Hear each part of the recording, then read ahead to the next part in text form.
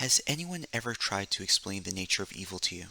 The same way that a scientist explains a physical phenomenon, such as gravity determining planetary orbits, where they explain the process and give you evidence. Not that violence is wrong and that you shouldn't waste your life on vices like gambling, but the essence of evil that ties these things together. Maybe you want to say that this is not necessary, that you already know the answer. However, when you ask people why something is evil, they tie themselves into knots with completely unsatisfying responses. Some say it's what the majority agrees on, but then we surrender the right to protest any of the atrocities that we've seen in our history books, as they were seen as normal at the time. Or perhaps it's God. But which God and when? Is it Thor, or perhaps the Buddha? What about when they change their mind, as communicated through visions to their believers, but not you? Others say righteousness is just something felt on the inside, which might be the worst answer of all, because it means that any murderer was justified in the crime, because they just felt like it on the inside. So with that being said, what if you could make a case for the nature of evil, and consequently the good, by observing the world around us? Humanity has come to understand so much about the physical world by studying it objectively. Why not entertain the idea that it can be done to ethics as well? Philosophers have made various attempts at an objective case for ethics. One of the more sympathetic ones to this point has been utilitarianism. It, in essence, attempts to make a quantifiable measurement of the happiness that could be used as a standard for all actions of the individual and to organize society. The biggest self-professed problem of utilitarianism is how you quantify this happiness, or whatever standard they have. They always seem baffled by degenerate behavior, such as destroying one's life through substance abuse, or those who choose to commit violence for amusement's sake. The real problem is that they have no objective standard for an individual's happiness, nothing that can encompass the fact that individuals have millions of choices to make in their lives and can choose radically different paths from each other and still be happy. The current incarnation of this has been effective altruism, which adds on to utilitarianism with an advocacy of an evidence-based methodology for choosing moral crusades, and a very speculative long-term view of the future, such as how to help people who haven't been born yet, but all those that will be born within the next 1,000 years in the future.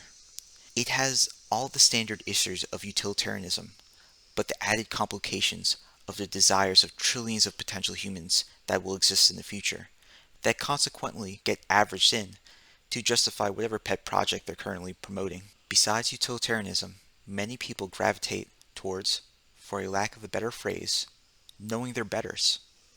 In essence, copying the ethics of the elite. This is a very natural perspective to take. After all, if you observe people who are successful, and you copy their ethics, you're much more likely to achieve success. It's much more down to earth than utilitarianism, but it's just as fragile. While you can still act on your own judgment, and do your best to exclude copying the ethics of obvious bad actors, without an objective standard, it's going to be tough to determine the signal from the noise. The problem is that while your ethics might be better than average, you will not understand why. You will not be able to surpass them, and you will make all the same misjudgments while being blind to it. You should shortly see why copying the successful is a better approach, but doing so blindly fails.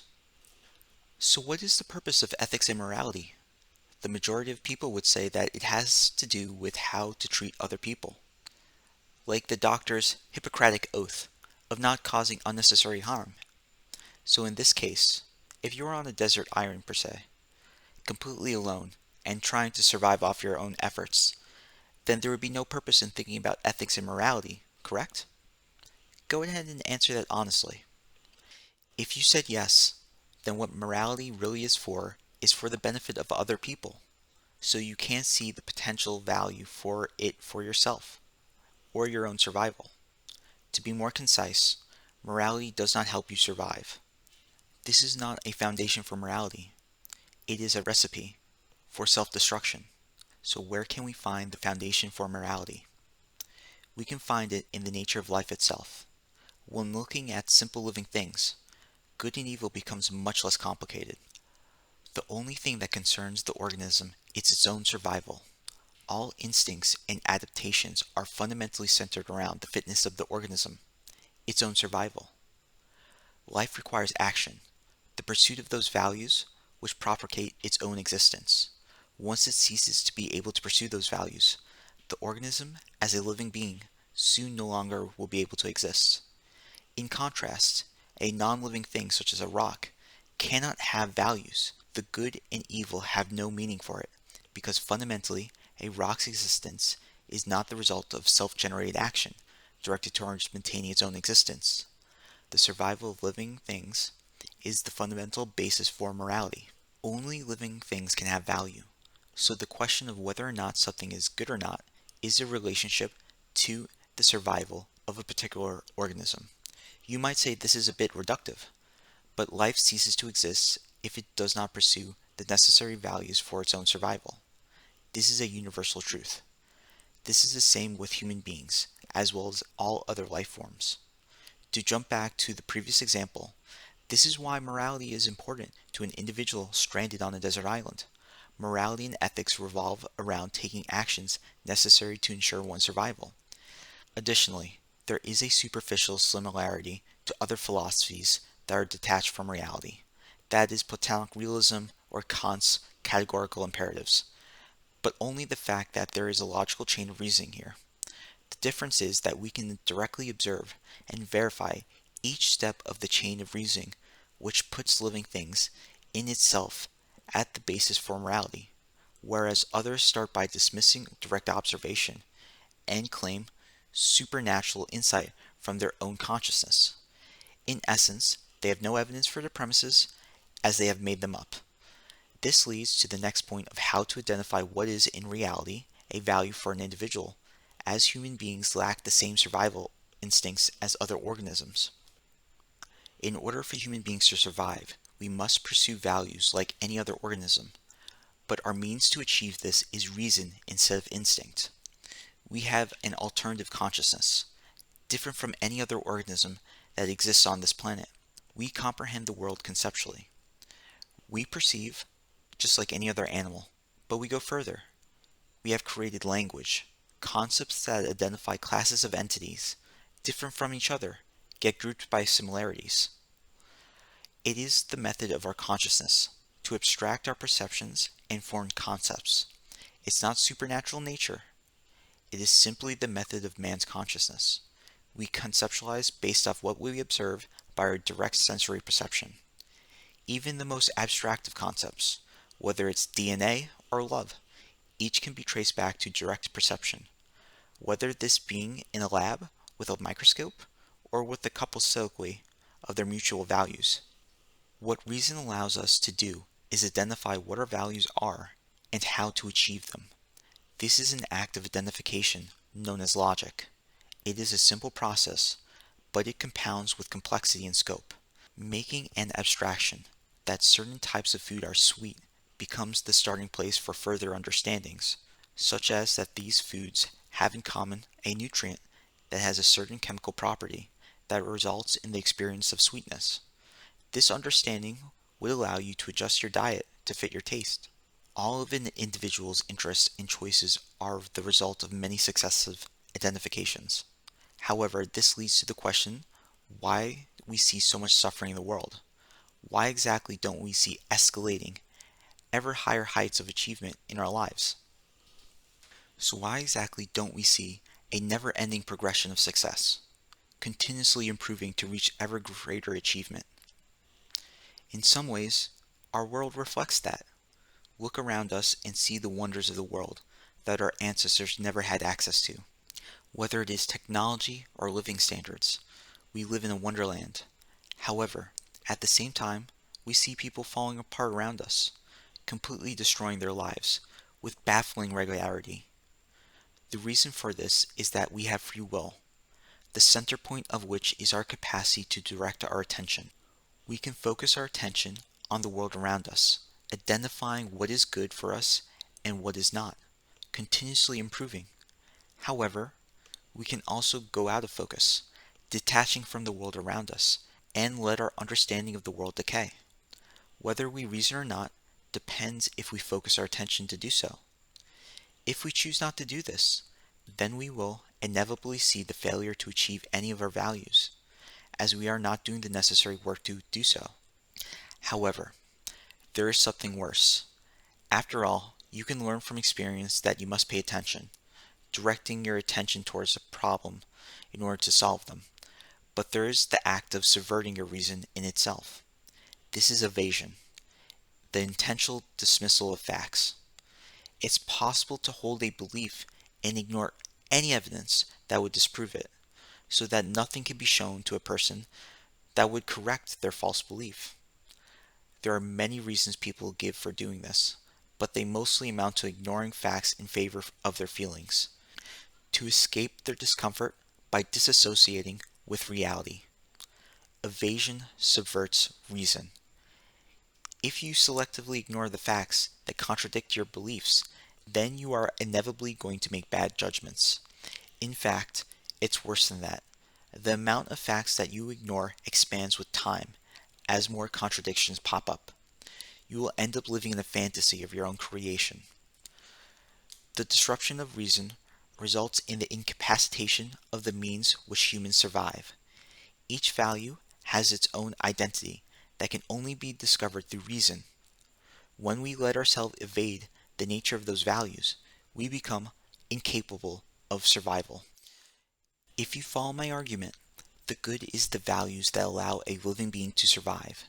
And for human beings, reason is the ultimate value, because it is the source of all others. This makes the subversion of reason, evasion, the root of evil for each individual. Whenever you see an addict ignoring the devastation that their particular vice creates in their lives, you are looking at evasion.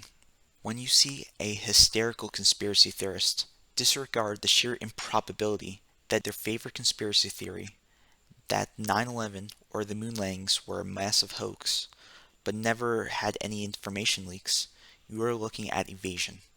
When a person directs their mind towards a purposeful disregard of evidence and the reasoning that this entails, they sabotage the achievement of any value that they can hope to achieve. For each value, there is a multitude of preconditions that make it what it is. A value cannot be detached from these preconditions without changing it into something else. For example, a career built off of lies is one that creates anxiety rather than enjoyment, that offers self-contempt rather than self-respect, and is likely financially ruinous in the long run. Evasion is the root of evil because it destroys an individual's capacity to achieve any value by detaching them from reality. There are many ideologies that simply act as systematic evasion. They purposely strive to get individuals to abandon reason and accept contradictions, destroying one's capacity to achieve their values. Just look around you and see if you can see any of these evasions in actions. Religion tells you that you do not have free will, that everything is God's plan, that one should be humble, that one's ambition may be an entrapment by the devil. In tribalism, the group enforces speech and thought on its members. Have you ever been told that being part of a group requires that you hold certain positions and not talk about your personal misgivings or opinions? It dismisses your individual agency. You do not think for yourself. You defer to the group. However, this is not a consensus of the best and the brightest. After all, that would require individuals to not be shamed out of their own reasoning. This is a default to any scam artist shameless enough to direct the mob towards their own personal agenda. Many political ideologies operate off the same playbook. They simply are more sophisticated.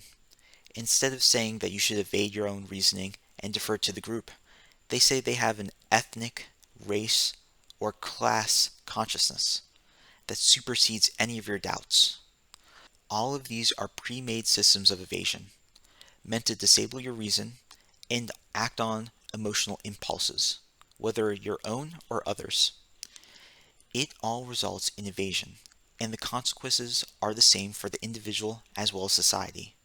While evasion in one's personal life results in self-destruction, a society that dismisses reason will find itself decaying and its achievements subverted. It is the easiest thing in the world to find examples of society that have abandoned reason, and consequently destroyed themselves. All one needs to do is open a history book.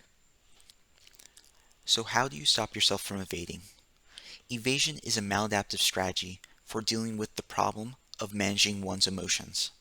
Emotions are generated by the subconscious and do not take into account the full context of a situation. It's easy for them to be disconnected from reality.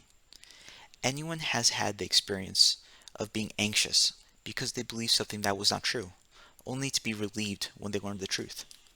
The trick to not evading is understanding that emotion does not reflect reality, and consequently, to maintain a conscious effort to reason, to not treat your emotions as a substitute for your reasoning, but to determine the facts first. To do all of this even if you know it might feel better to evade in the moment. It might not seem too exciting that to be virtuous means to be rational, but take a different perspective. Look at the progress of science. It is the same process of being rational, directed to the discovery of new knowledge in the world. It's a constant progression of gaining more and more insight on the nature of reality that has resulted in the miracles of the modern world. This same process can be applied to ethics, to strive for virtue as a scientist strives for knowledge. We have likely not seen anything close to the limits of virtue yet. The most morally just individuals will exist in the future, and they will have gotten that way by applying reason to the question of ethics. So, to conclude, do not engage in evasion. Instead, embrace reason and reach heights of virtue that you never thought were possible.